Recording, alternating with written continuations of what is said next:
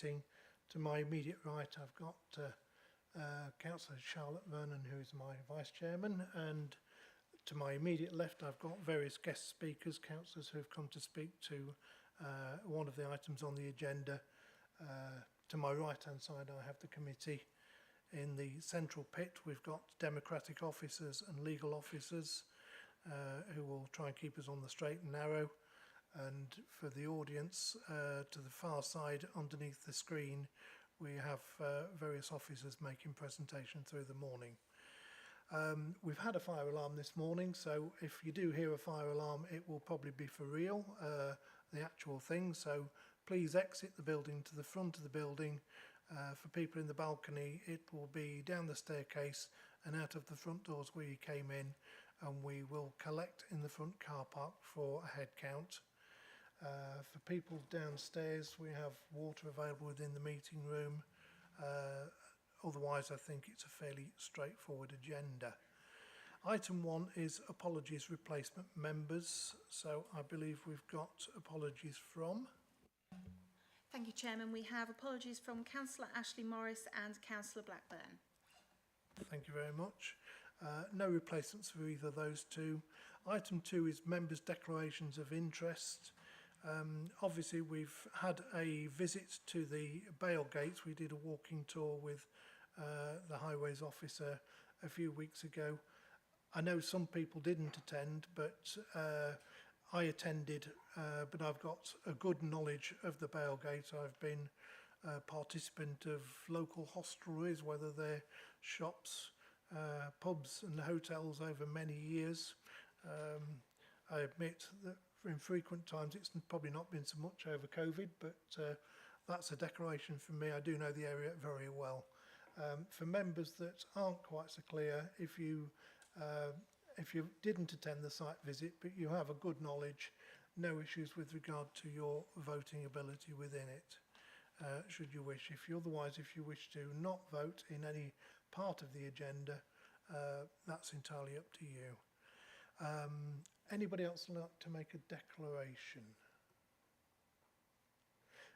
Also under declarations, I think that I also ought to say that we did receive a couple of late emails reference the Bailgate scheme, which have been circulated to members. I asked them to be circulated, so the correspondence is there for people to see. One was from Mrs. Goy that came very late last night, and the other one was obviously from the Bailgate group, which the committee clerk circulated earlier today. So those are available in your email box, on your iPads, and have been there for some period of time. Okay, item 3 then is minutes of the previous meeting. We held a meeting on the 6th of June. If everyone is happy, I'm quite happy to move these. You've seen them previously. Councillor Skinner? Quite happy to second.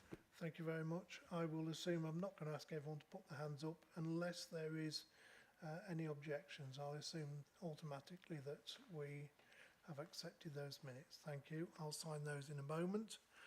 So therefore, I'll move you on to traffic items, and we'll move on first of all to item 4.1. Now, with regard to this, the traffic regulation orders, the constitution of the council allow committee members to speak to traffic regulation orders, but it doesn't allow speakers to come in from outside. So as far as the issues concerned today, we have a couple of members. We have the local member, I believe on one side though, which is Councillor Karen Lee, who has part of the Bailgate, and I believe Rob Parker, you also have a percentage of the Bailgate too. But I did put a comment around last week via democratic officers that if adjoining members or if there was a group that wished to speak to the agenda item, any of those members might be available to comment. So without further ado, Jan Gibson, please, can you introduce the report of the Highways Officer? Thank you, Chairman. So this report relates to a revised permit parking scheme. Members will remember that back in February they considered a report on the proposals shown at Appendix A, whereby all the limited waiting bays currently in Chapel Lane and on Belgate north of Westgate would be changed to accommodate permit holders for an unlimited period. Now, this scheme had been advertised and consulted on, and we received a very large number of representations both for and against the proposal. 3 recommendations in that report were to proceed with the scheme as it had been advertised, to abandon the scheme and retain the parking as it is, or to look at a potential alternative scheme to reduce the impact on Belgate's economy and community. So following discussion on the matter, members resolved that work on an alternative scheme should be progressed and that a site meeting should take place to facilitate their knowledge of the area so they are better informed to judge the impact of any changes to the parking. So the site visit took place on the 14th of March, and subsequently this revised proposal at Appendix B, next slide please, has been brought to the committee. Thank you. So over time, the area around the Belgate, the residential areas around the area, have seen the introduction of residence parking schemes, and it became apparent during the last consultation that this had reduced the options for residents in Chapel Lane and Belgate to park on street. This being the case, the new proposal abandons Zone 4H as previously advertised and considers the extension of the adjacent zones to accommodate these residents in Chapel Lane and Belgate. Next slide, please. So this detail here considers an extension to Zone 4A, which covers Westgate and West Bight. The purple line denotes the extended zone area, which includes residents of Chapel Lane, and the proposal suggests that the dark blue lines are bays which are lost as limited waiting bays and given to permit holders only, with the 2 additional new spaces further up Chapel Lane. Next slide, please. So the photographs here indicate the proposed bays on Chapel Lane. Next slide, please. And here on Westgate, we can see that the zone is very well used. The residence parking bays are full. This proposal would serve to release some pressure in Zone 4A, which is currently quite oversubscribed. Next slide, please. Moving on to an extension to Zone 4G. This is shown by the red line and incorporates all the residents and businesses in Belgate north of Westgate.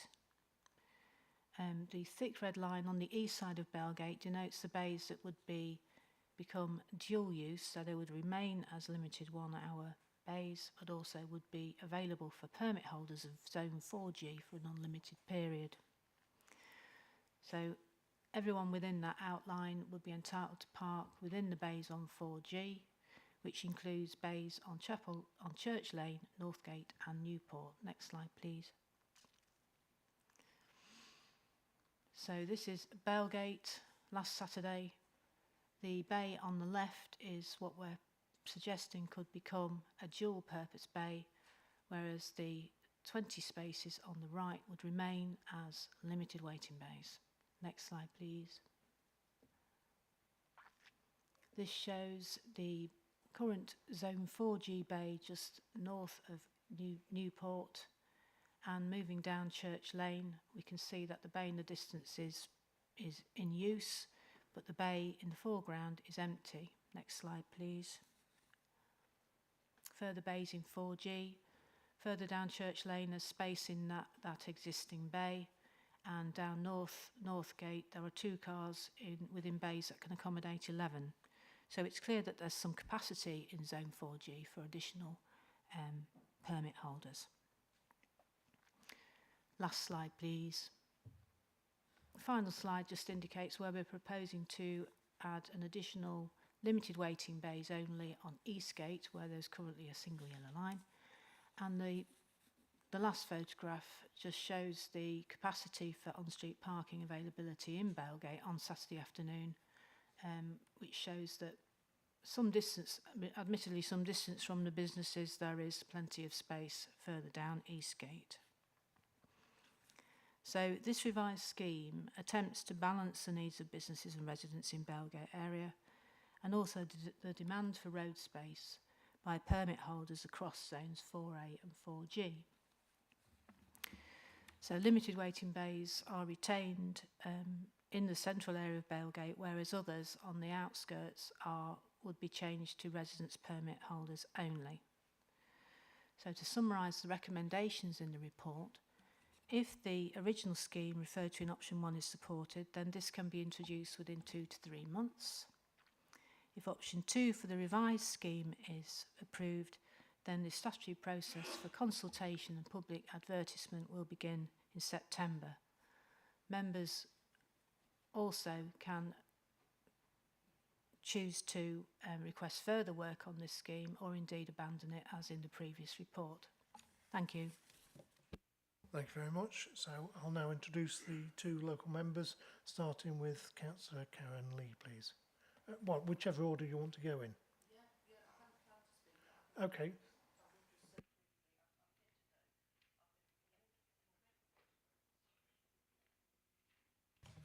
So sorry. I hadn't actually planned today, so this is straight off the top of my head. I've come today to represent the local residents who elected me to do exactly that, so I'm here today, on their behalf. Rob's going to make a more detailed speech. For me, I spoke previously in February, this is about fairness. There's a lot been said about the impact on the businesses. Well, this has an impact on the lives of those local residents too. There are people, I think there are 3 different people who need carers. They need somewhere to park every single day. They're struggling. There's somebody I know who works at the hospital, works shifts, has to go out in the middle of the night. She can't have a car because there's nowhere to park it. To simply say that this is about the businesses just isn't appropriate. It's about fairness for everybody. And I think that so far the residents have demonstrated that they will share. They've compromised several times on proposals. They're willing to share, and I think that's absolutely admirable because everyone's got their own point of view and perspective and needs. It's been demonstrated on the slides that there's ample parking. This isn't about parking, it's about free parking. There are 4 or 5 car parks in that area. There's actually capacity within the free parking, which has been demonstrated, and I've walked around there myself in February. There is capacity for people to park. So to say this is about parking, it's not. There will still be parking if this goes ahead. It's just that people will have to pay a couple of pounds to do that, And I think, we have to pay for parking. That's part of running a car, isn't it? I think that's about it, really. Rob's going to talk in more detail about the specific proposals, but thank you for letting me speak. Thank you for your comments. So I'll move on to Councillor Rob Parker. Again, microphone. Thank you. I'd like to begin by saying that I represent the views being put forward by both the residents and the businesses. I've agreed to put forward the arguments for the business community on the bail, quite simply because without it they wouldn't have their view put forward to members of this committee. The first point is current government policy around levelling up places an emphasis on communities and place and supporting local businesses. Many millions of pounds have been invested by government to save micro retail outlets, which is the first point. The second point is key parts of the uphill Lincoln economy are extremely fragile. COVID, for example, has taken its toll and matters are getting worse. The third point is city council car parks are important to attract tourists, but these visitors don't use the on-street parking spaces on the bail. The on-street parking spaces are used by frequent visitors for shopping, collecting prescriptions, posting letters, buying groceries, all of which aid the local community. Research at the time of the first resident parking scheme proposal showed that about £2 million a year will be lost to the local economy and 43 jobs will be put at risk. It's acknowledged that the revised proposals will, though, have a lesser impact. The approval of the current proposals will affect the makeup of the area, the special nature of the Vale. One local business, for example, has been approached already by a national fast food chain.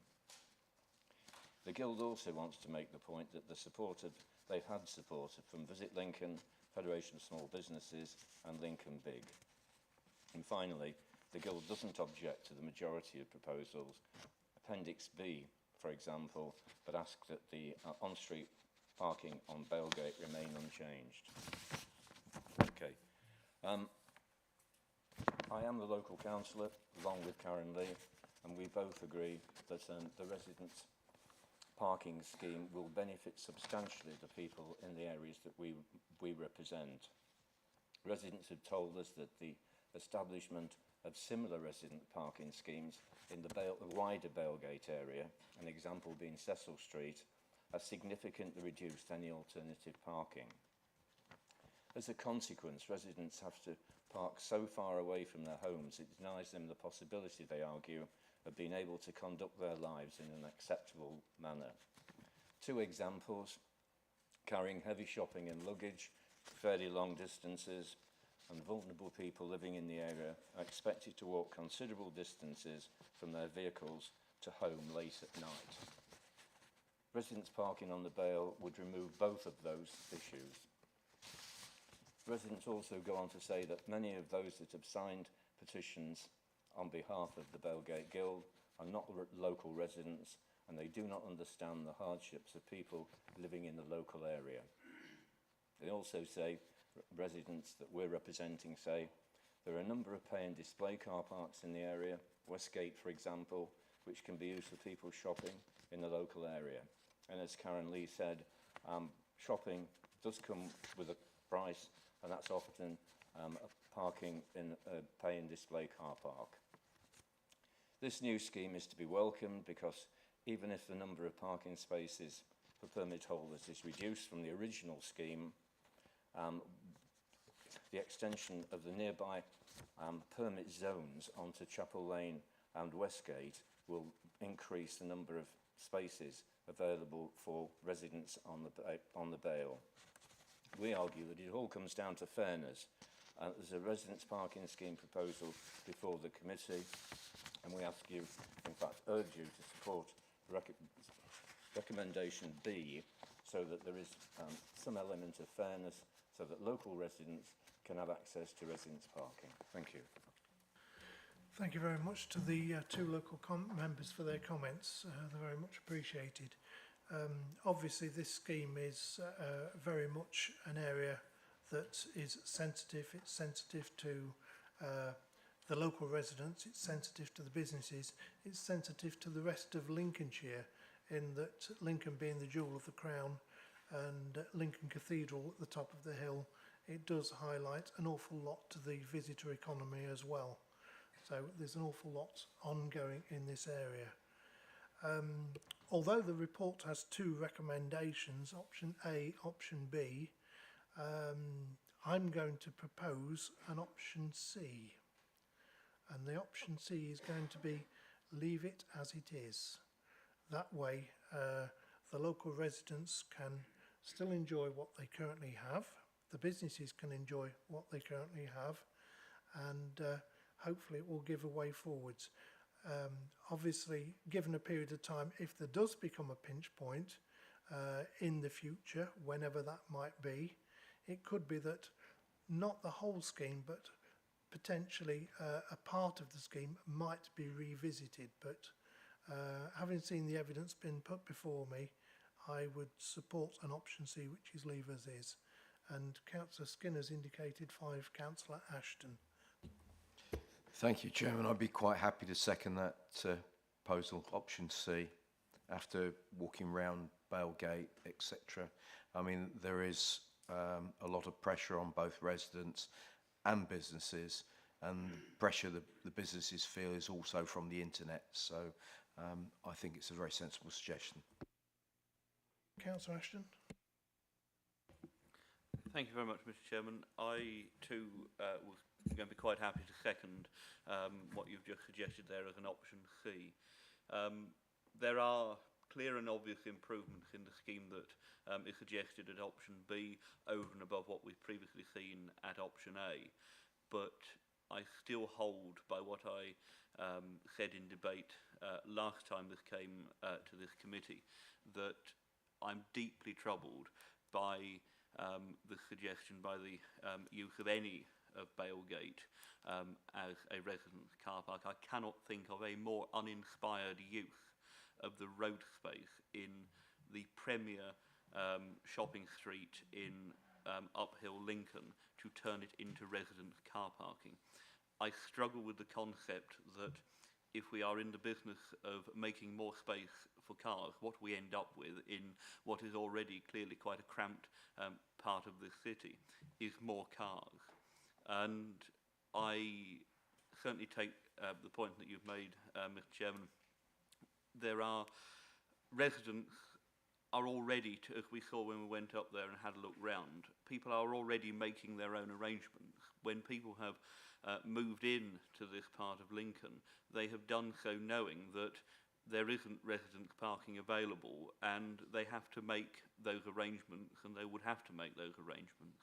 And some have with local businesses, with their neighbours, with the Methodist Church up there, others by operating and working without a car. And I think in 2022, you know, we do need to be looking at options that do not encourage more cars into what is clearly, as I say, quite a cramped bit of Lincoln.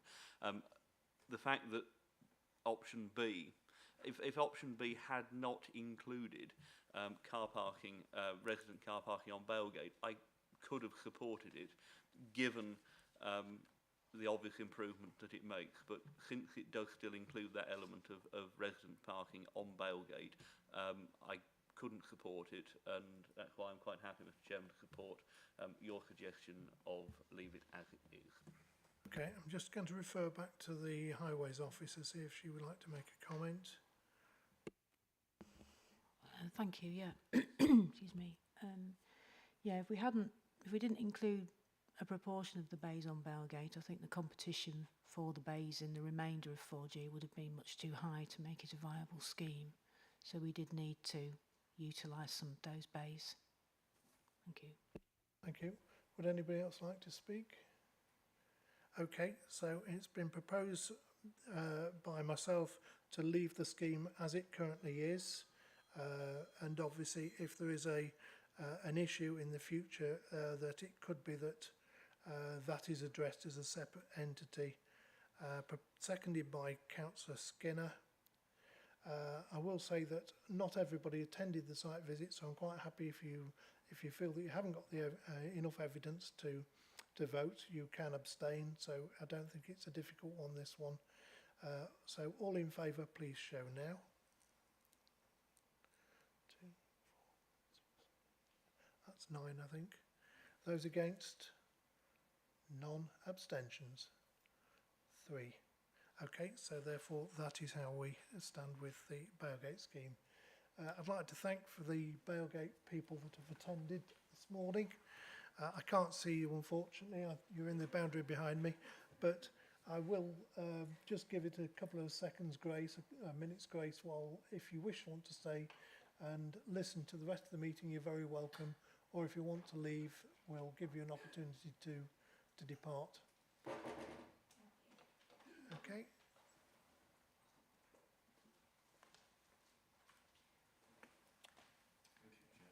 No problem. Thanks for coming.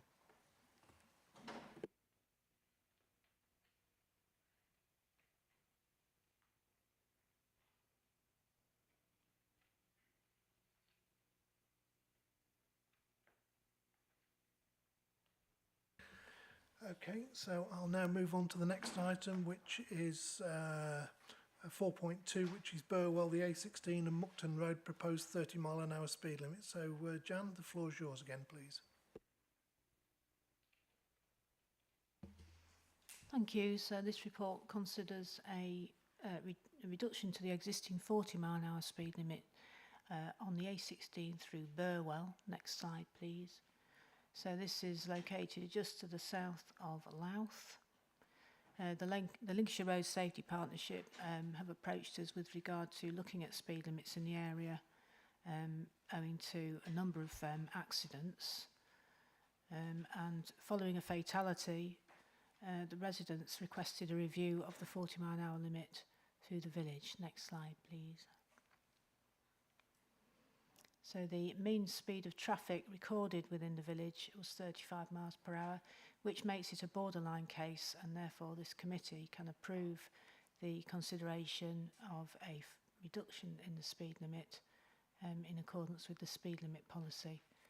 We've also managed to justify against policy the proposed 50-mile-an-hour limit to the north, and as a whole the scheme will be an accident reduction scheme with funding hopefully for a safety camera system. So the recommendation is that the committee approves the consultation of this proposal. Thank you. Thank you very much. I believe we might have Councillor Marfleet lurking on the internet. I don't know. I think he's the local member. Do we have him present at all? Yes, good morning, Chairman. Can you hear me? Yes, we can. Thank you.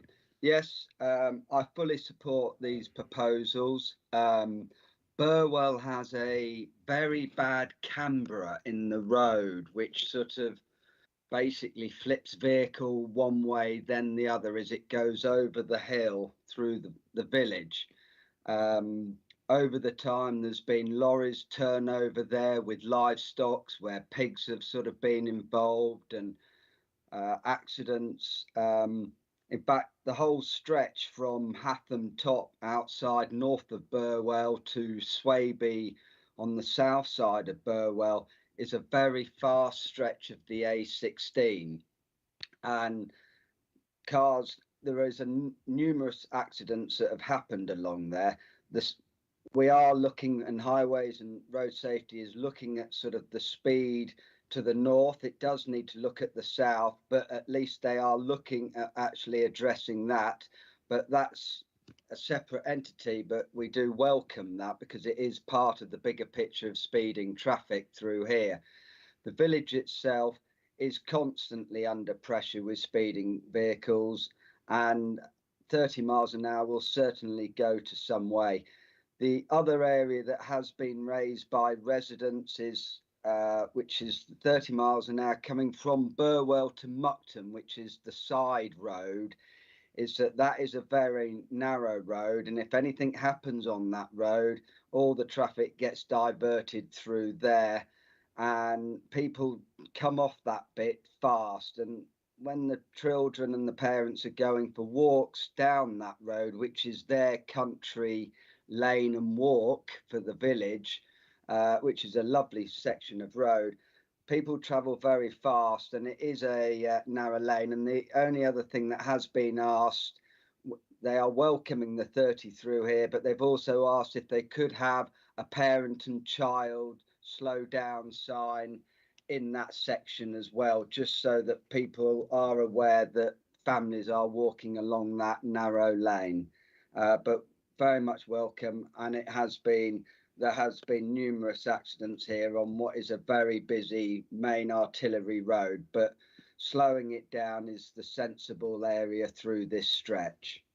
Thank you. Thank you very much, Councillor Marfleet.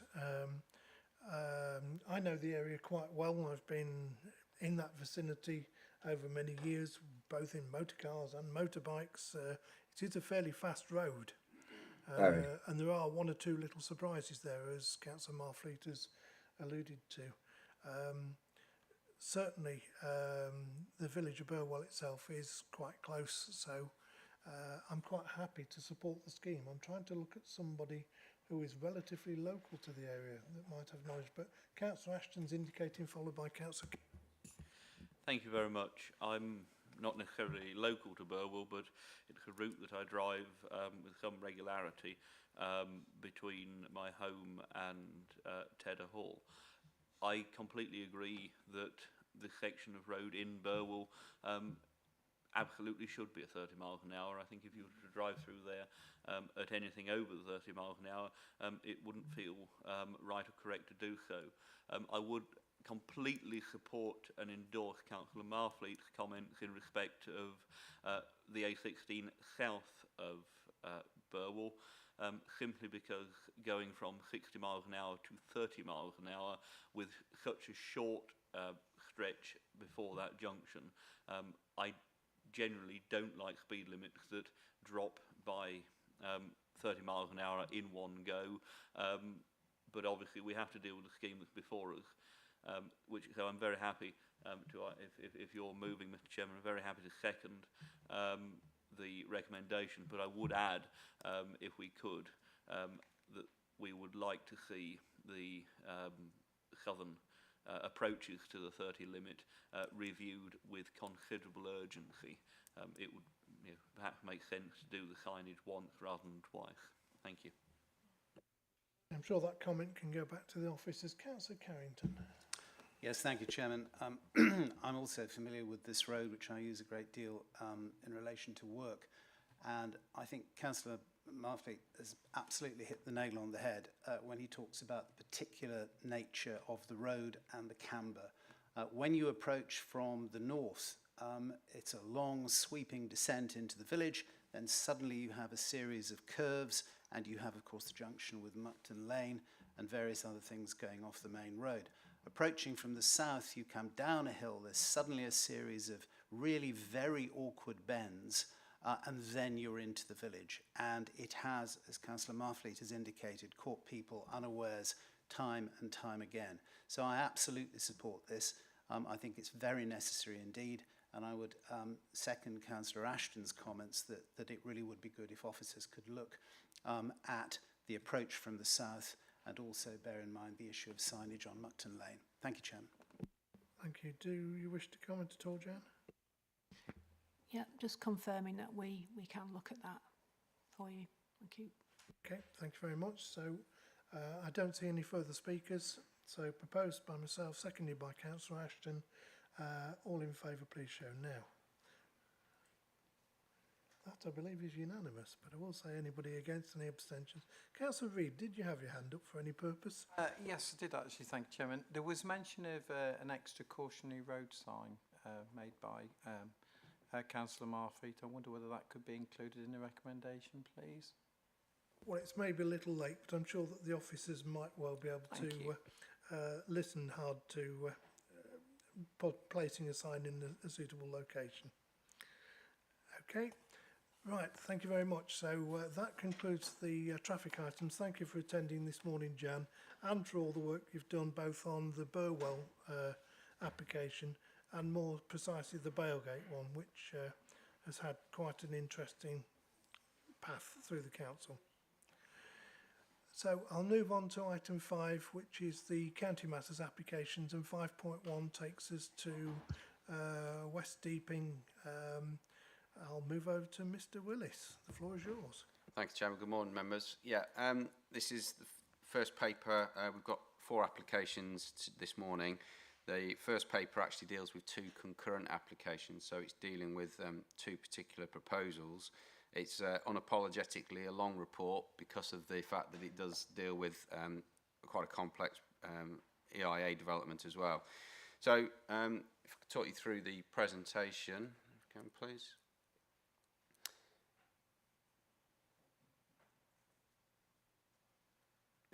Just for the benefit of the meeting, because we've moved from traffic to planning, there is a need to change over the presentation, so I think that's in process somewhere.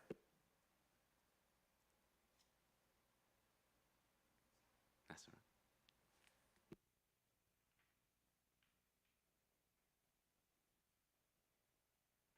And also for the benefit of the meeting, Rachel's our new democratic officer here. Rob, who was our previous officer, left the council last week. He's gone to pastures new, now working north of the Humber.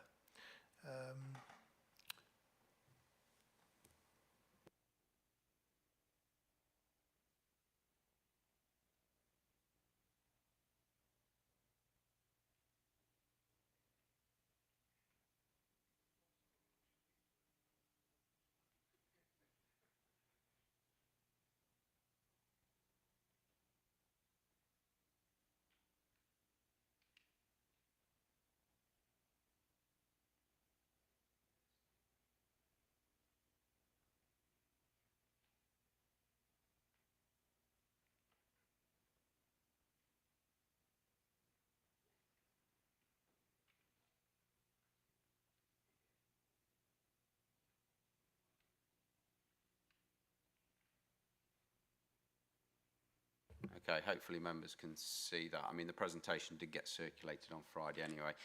But in terms of the proposal, so yeah, the first paper deals with two proposals relating to the West Deeping Quarry site located off King Street towards the southern end of the county.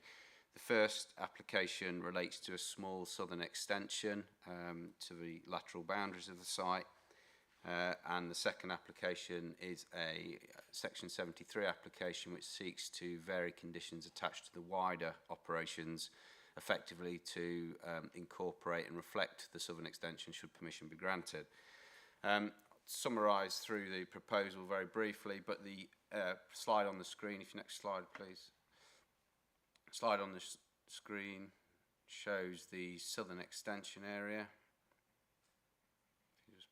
Down, which is proposed to extract an additional 150,000 tonnes of sand and gravel from the site, and the mineral would be exported into the plant site area which sits immediately to the north of this field.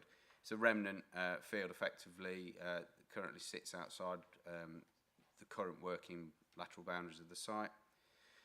The proposal, the area, as I say, is small. It's about 2.1 hectares in size, and with an estimated extraction phase of around 6 months. So it'd be quite a quick campaign, additional phase to the existing operation, removing the material and processing it back within the site. If you go to the next slide, please.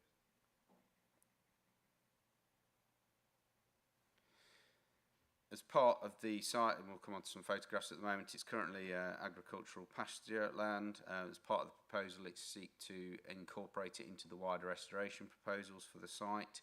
You picture on, if you hopefully can see, on the left there is the scheme showing the approved restoration scheme for the current West Deeping Quarry, which is a mixture of low-level agriculture and wetland habitat. And the image on the right just shows the proposed incorporation of that field within the wider scheme. There'd be a need to change some of the contour levels within the southern half to incorporate the site, and that's just showing how the scheme would integrate. In terms of the next slide, please, sorry, before I get onto the body of the report. Again, this just shows that the envisaged phase, it would be added as an additional phase to the existing working. The site itself is nearing completion of the permitted phases as it stands. The plant site area on that plan on the left would have been the last phase. It's envisaged to go around that to work the southern extension area and then come back and work that as the last phase. Next slide, please.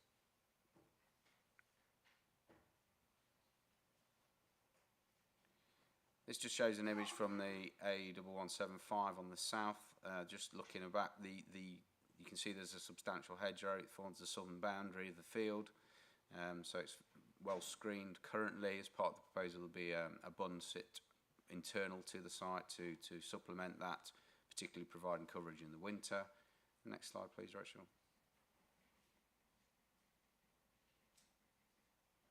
And again, there's just some photographs there showing what its current condition is. And the first photo at the top is just really showing a rough location of how it would tie into the working area, well, from the existing site into the connection into the field. In terms of the report, as I say, it is a long report, partly because in particular the extraction operation, the application for the extension is supported by an environmental statement. So that environmental statement assessed the impacts of the development of working from that additional field, incorporating also the cumulative impacts associated with the existing operation. So I won't go through that in detail, it's summarised within the report. In terms of consultee responses, you'll see that there's been no fundamental objections received from any of the consultees or members of the public. However, I will say that you will see in the reports comments have been made from Baston Parish Council, whilst not objection, have made some comments in relation to a proposal to the south of the site, and I'll come on to that in a moment. But in effect, they were comments that don't relate to this proposal, but rather to a site that's allocated in the Minerals and Waste Local Plan, which has been promoted through a scoping opinion. So those comments weren't directly relevant or related to this proposal. In terms of the main issues, they start on page 64 of the report, seeks to consider the two proposals together. I'll deal with the extension itself first. It's an unallocated site within the Minerals and Waste local plan. It's not a site that was identified as necessary to maintain a supply of suitable reserves to meet the land bank. However, the local plan does allow for bringing forward of sites which perhaps aren't allocated where specific criteria are met. And in that regard, you'll see an assessment of how that has been considered by officers starts on page 65. But in essence, to summarise effectively, and I will summarise this because it's pertinent to perhaps later reports as well, so rather than repeat it, the same position stands. But within the county, we have a duty in line with national policy to make sure there's an adequate supply of sand and gravel to meet projected needs. As part of a local plan, we seek to do that by allocating sites within the local plan that will make sure that there's a minimum land bank of at least 7 years of reserves available at any one time. You'll see on page 79, we review and assess the aggregate position each year through an annual report, and the latest public information that we have on the reserve data at the end of 2020 showed that within the southern production area, the land bank for sand and gravel was below the 7-year minimum. Now, ordinarily, that would mean that that supply would be provided by bringing forward sites we've allocated in the local plan and therefore making sure that those reserves are topped up, if you like. Within the southern production area, we have made allocation for 3 sites. Of those, members will be aware that permission has been granted recently for one of those sites known as Greatford, a bit further up King Street to the north. And whilst that permission has been resolved to be granted, it's subject to a completion of 106, which has yet not been formally issued. However, even if it were, the site itself obviously wouldn't be operational for a period of time whilst various and more substantially works are undertaken, including the highway improvement works. So in the interim, in terms of the other 2 sites, as mentioned, we've had a scoping request made with regard to proposals to bring the southern site forward, a large extension to the south of West Deeping. That proposal, again, is early days. It's not come forward as a planning application, so it's too early to account that in terms of any reserves to meet demands. And the third site, again, we've had no application made. So at the moment, it stands that, based on latest information, we're below the 7-year land bank. That's the minimum advocated within both the MPPF but also mineral policy. So this extension, as I say, is an unallocated site, but it seeks to effectively provide a stopgap or a bridge to bulk that reserve availability at this moment in time to ensure that there's an adequate and steady supply of mineral available within this southern production area. The extension itself is small. It's a logical extension to the existing site, and as we showed through the EIA assessments, can be well integrated and incorporated within the working scheme and restoration proposals for the wider site. So in principle, there's no issue from an officer's perspective with regard to the allocation of an unallocated site. In terms of the environmental and amenity impacts, I won't go through those again. They've been considered in detail throughout the report, and you'll see that there's been no overall objections or concerns raised with regard to the method of working or working practices. Mitigation has been built in within the scheme that could be secured as part of the operation, and conditions have been recommended to ensure that those are developed. And secondly, and finally, I guess, just to touch on the Section 73 concurrent application, I haven't said much about that prior to now because effectively the changes that applications seek to do are effectively to modify the phased working and restoration scheme for the wider site broadly, that if the permission is granted, to allow that integration of the operation into the working restoration scheme. So in simple terms, it would look to modify the working scheme, the restoration proposals, and change the phasing order. If I take you to the recommendation, there's 2 recommendations because there are 2 reports. If I can, in line with what we've done usually, I'd recommend that we do those individually so it's clear for the purpose of the audit. But for the purposes of the extension, it's recommended that the application be approved subject to the conditions in Appendix B. And with regard to the Section 73, similarly, if members are minded to approve the first application, that application be approved subject to the revised conditions in Appendix C. Thank you very much, Mr. Willis. Yes, my knowledge of South Lincolnshire is reasonably good. Not as good as North Lincolnshire, and not as good as the middle. Having said that, we have had over many years site visits to different locations through the bottom end of the county, and I'm sure the committee have seen quite a few of these locations. I will speak globally across both items, the individual items, the extension and the section 73. I believe that the case that has been made is fairly clear. It seems very logical with how it's going to go forward. So from that point of view, I will propose that they are accepted. I've got Councillor Smith, followed by Councillor Reid, then Councillor Ashton, Councillor Pepper. Oh, let's just leave it at that. So I've upset a few people now. So I'll start off with Councillor Smith. Thank you, Chairman.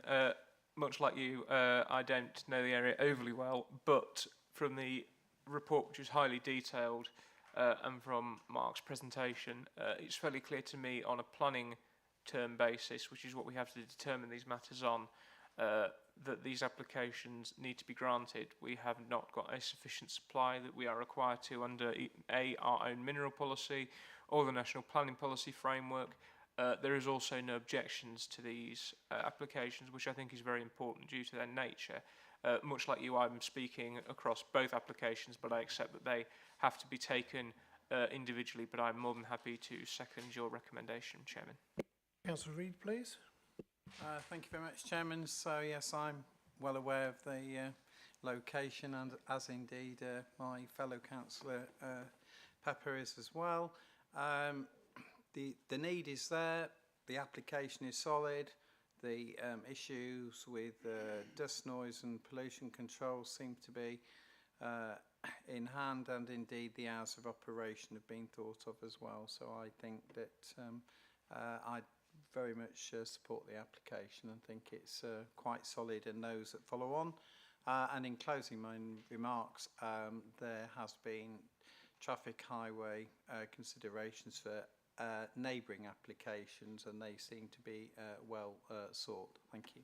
Thank you. Councillor Pepper. Thank you, Chairman. Do know the site quite well. I think it's all been said now, but I think it does say in the report that any traffic associated with the site is to use the A1175, I think it is, rather than King Street. Can I just clarify that? Because I think that's an important issue. Yes, certainly. So there's no additional traffic movements directly from this, because effectively it'd be internal, but the traffic itself will be controlled through the main site, which has a routing agreement which requires it to go down the 1175. Okay, thank you. So it seemed in the round that the site's being brought to a conclusion somewhat, and they excavating every last bit of sand and gravel they can, which is understandable. And regarding residents, they've become accustomed to sand and gravel extraction in that area for some considerable years. There's been no objections, so I'm happy to go along with it, Chairman. Councillor Ashton, please. Colleagues have covered all of the points that I would have done. I have nothing new to add, so I'm not going to say it anyway. But you've just said it. Thank you. So, okay. So, I don't think there's anything outstanding on the round. So, proposed by myself, seconded by Councillor Smith. All in favour, please show now. That is unanimous, but I will say anybody against, any abstentions, seeing none, that's therefore granted on both applications. I will take that as the extension, and then I'll take it as a separate vote on the 73, just in case the officers think I'm going to move on too quickly.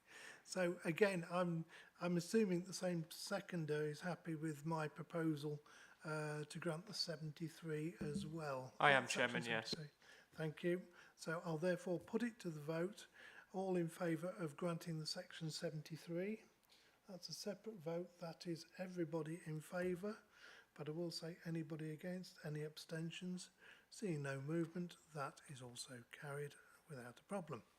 Good. So we'll now move on to the next application, which takes us to Baston. I believe it's Mr. Willis again. Thank you, Chairman. Yeah, so another application by Samex for, again, a new extraction operation. This time within and underneath the former plant site of the Manor Pit quarry, located just off Baston Outgang Road to the east of Baston.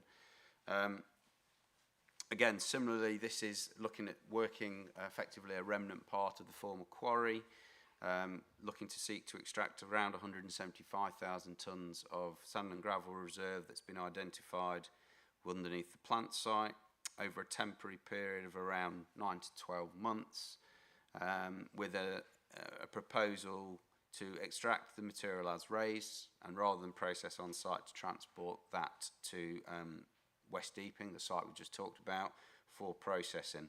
That proposal's subject of a second application, which we'll come on to after this one.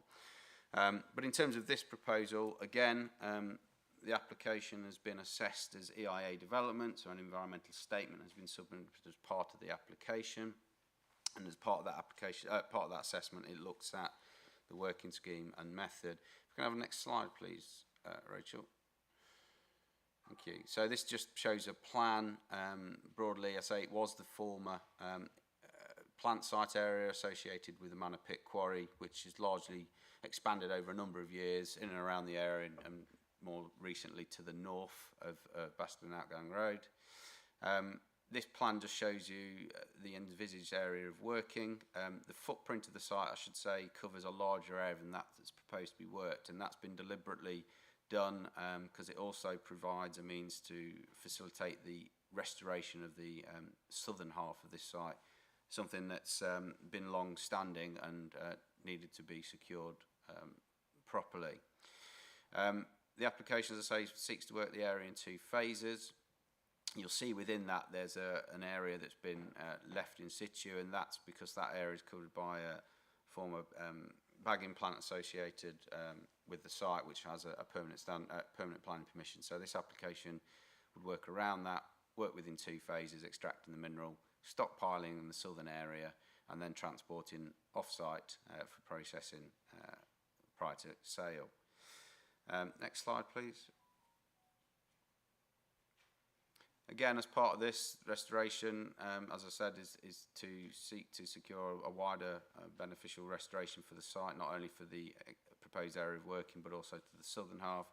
The restoration is largely split into 2 kind of halves. You can see there's a water feature, wetland habitat creation with wet woodland towards the northern aspect, with acid grassland to the south.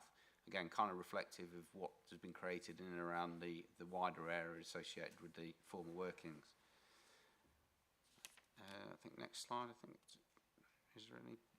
Yeah, again, so it's just some photographs for members to get a feel for what the site looks like currently. I say the site has now been cleared following the effectively cessation of mineral extraction operations associated with Manor Pit itself. So the land is currently vacant other than the bagging plant. And you can see the area there from photographs of the proposed working area. Is there any more slides, Rachel? Yeah, again, just some more showing a bit more detail for members.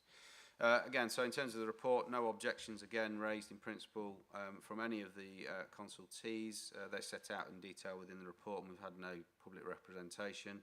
Again, I would just point out, however, in saying that Baston Parish Council have raised concerns in respect of traffic and concerns about, in particular, traffic that may go through Main Street and through the village itself, and have requested, therefore, a 106 routing agreement be secured. I'll come on to that in a moment. The only other comments to note are the Wildlife Trust, who have asked for some further details with regard to the profiles of the water feature, and you'll see in the recommendation the conditions have been recommended to secure that. In terms of the issues to be considered then, again, similar to what I've just discussed within the proposal of need, this application, again, it's an unallocated site and therefore isn't one that's been earmarked or identified within the local plan. However, again, for similar reasons referenced in the previous report, it's not felt that this working in this area would undermine or significantly jeopardise the objectives of that plan and the provision it makes in terms of bringing sites forward. Combined total, if granted, between these 2 schemes is around 325,000 tonnes of additional reserve. looking at production rates, I think we've referenced in the report, that's equivalent to around 1 year currently of the activity associated with West Deepening. So between these two sites, it perhaps extend the production life in total of that site alone by around a year and a half. It would make up and provide a shortfall within the land bank for a temporary period whilst we wait for Grateford to come on stream and all the other sites that have been allocated within the plan. Environmental impacts have been considered and assessed, and again, none have been identified that are unacceptable or that can't be addressed suitably through conditions. And finally, just on the traffic point, as I say, that there'd been a request that a routing agreement be secured as part of this proposal. In terms of that, you'll see the Highways Officer have assessed the application, and the applicant themselves have not proposed to route traffic through the village. Instead, the traffic would turn right, head down towards Cross Road, and then further south down to join the again 1175 before travelling along to King Street. It's not felt necessary as officers to formalise that through a routing agreement. Principally, we can control the routing direction by a condition, but also the length of time of this operation, as we've identified, is around 9 to 12 months. And given that it's a temporary operation, assessments have been considered on the highway impact. It's felt that that's a reasonable and a proportionate response in this case. So the recommendation is that planning permission be granted for the development as a condition set out in the report. Thank you, Chairman. Thank you very much. Councillor Reid. Thank you very much, Chairman. Yeah, I could confirm that a routing agreement would be commensurate with the length of time. That particular junction of the A15 and Main Street is precarious and it is quite difficult. And the suggested route to go out the back way, as I would put it, I needed to use it the other day, and it's perfectly adequate to sort of look after it. So I would suggest that that's endorsed and be happy to support the recommendation. Thank you, Chairman. Does that mean you're proposing it? Yes, I'll propose I'm it. just checking, yeah, just checking. Councillor Pepper. Thank you, Chairman. That was my only concern, road safety again. I guess the temptation is actually to travel west along and through the village of Baston, then head south down King Street. So as long as we're comfortable, that condition is covered, and it will travel south along Cross Road and then on the A1175. As long as we're happy with that, I'm happy to second the recommendation. That's very kind of you, Nigel. Thank you. Okay, I'm sure Mark's picked up those comments. Would anybody else like to speak? Nigel, your mic's still on. Sorry. Thanks. So therefore, proposed by Councillor Reid, seconded by Councillor Pepper. All in favour, please show. Unanimous. But any abstentions? Anybody against? No. Therefore, it's granted. Excellent. So I'll move you on a little bit further down the road then to 5.3, and which takes us into West Deeping, page 123. Mark, when you're ready. Thank you, Chairman. Yeah, so this basically continuation and extension of the decision the councillors have just made in terms of the proposals. As I mentioned in the last paper, this proposal is seeking effectively a temporary change of use or an extension of the permitted uses of the plant site at West Deeping to facilitate and enable the as raised material from Manor Pit to be imported to the site for processing. The need for planning permission is it's necessary because the plant site as currently permitted is only granted as ancillary on the basis it serves the existing site. By importing mineral, therefore, it constitutes a change to the terms of that consent, which is why an application has been submitted. The main issues here principally are the traffic movements between the two sites and the ability of or any impact of the traffic that runs between the two. The application's looked at that in terms of the traffic assessment, which has in part been considered as part of the ES support in the previous application. No significant issues have been raised with regards to traffic movements. I think the total is around 44 HGV loads are anticipated as an additional loads per day as part of this importation activity. That's been considered in terms of capacity function, taking into account existing traffic from the site, Whilst there is obviously an increase in HGV movements along 1175, that's not been deemed unacceptable or harmful. I should also say that members will again be aware that the capacity of the 1175 King Street Junction has been a matter that's been considered when the Grateford application was assessed. In terms of the potential that there could be that operation in operation whilst this operation, we've looked at that. It's not considered likely. As I said, Grateford is not yet on stream and therefore operating, and the proposal in front of us for the Manor Pit is around a 12-month life. So the expectation is this would be done and finished before any additional traffic would be utilising this junction associated with Grateford. So the recommendation again is that permission be granted for a temporary period to facilitate the development that's just previously been considered by the committee. So the recommendation is permission be approved as per the conditions set out in the report. Thank you, Chairman. Thank you very much. Councillor Smith, please. Thank you, Chairman. No issue in supporting the application. Just a quick question to Mark. If, for whatever reason, there is a time overlay between the proposed site you mentioned coming on stream and this finishing, what's in place should that happen? Or do you believe that's so unlikely that it doesn't warrant such a condition or other stipulation? Sorry, could you just, the duration of this operation, do you mean? Yeah. Well, it has got a time limit on it. In theory, they could make an application to extend that time limit. If there was a change in circumstances, if you like, at that time, then I think we would certainly be recommending it looks at the impacts present at that time. Okay. Okay. Thank you, Chairman. Happy to propose the recommendation. Okay. What was that, Councillor Reid?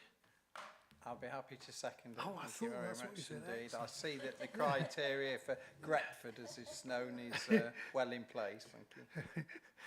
I just thought I caught that. That's excellent. Thank you very much. Okay.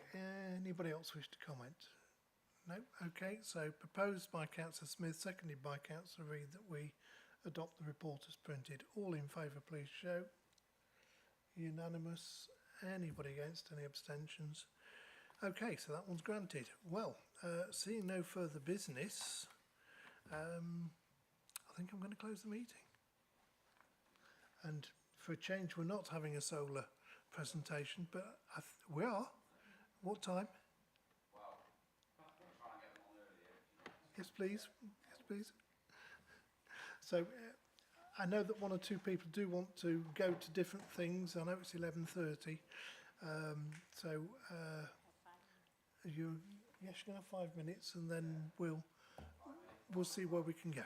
Okay.